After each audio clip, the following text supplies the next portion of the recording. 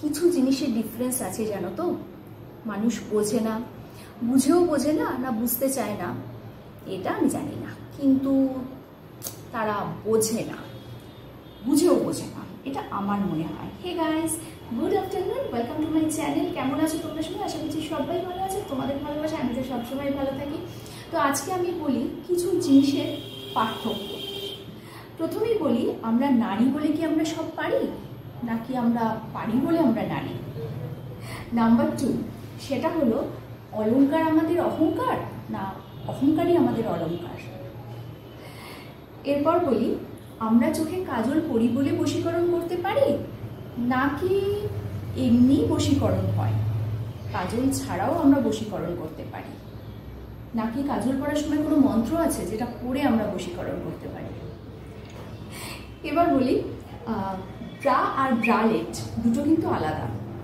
Bra পরে তার উপর তুমি জ্যাকেট পরে বেরোতেই পারো, সেম অ্যাজ ব্রালেট পরেও তুমি জ্যাকেট পরে বেরোতেই পারো। তুমি কিভাবে সেটা ক্যারি করছো সেটা ডিপেন্ড করছে তোমার স্টাইলের উপরে, তুমি কতটা নিজেকে ক্যারি করতে পারছো, কতটা কমফোর্টেবল ফিল করছো।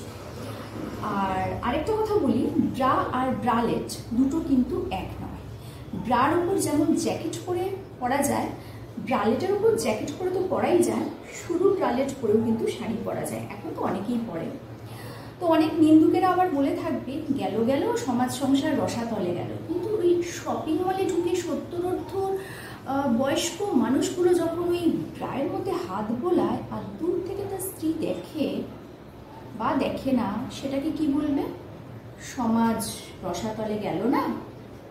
বা কোনো নারী তার কাজের প্রয়োজনে যদি শরীর প্রদর্শন করে আমার মতো, তাহলে সে খারাপ। আর কেউ যদি অন্য জায়গায় গিয়ে অন্য কিছু করে সেটা ভালো।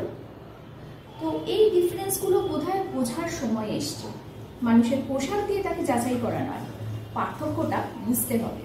যেমন ভাত আর বিরিয়ানি এক নয়, ব্রা ব্রালেট এক নয়, অলংকার অহংকার এগুলোর মধ্যেও ডিফারেন্স আছে।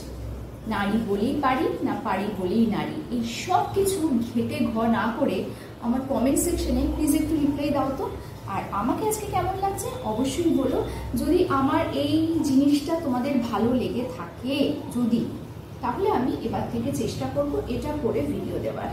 কেমন লাগলো আজকে আমার ভিডিও অবশ্যই জানিও। ভিডিও ভালো লাগে লাইক শেয়ার সাবস্ক্রাইব করতে একদম ভুলো না। কালকে আসবে একটা নতুন ভিডিও নিয়ে। আর ফেক লোকরা প্লিজ দূরে থাকো।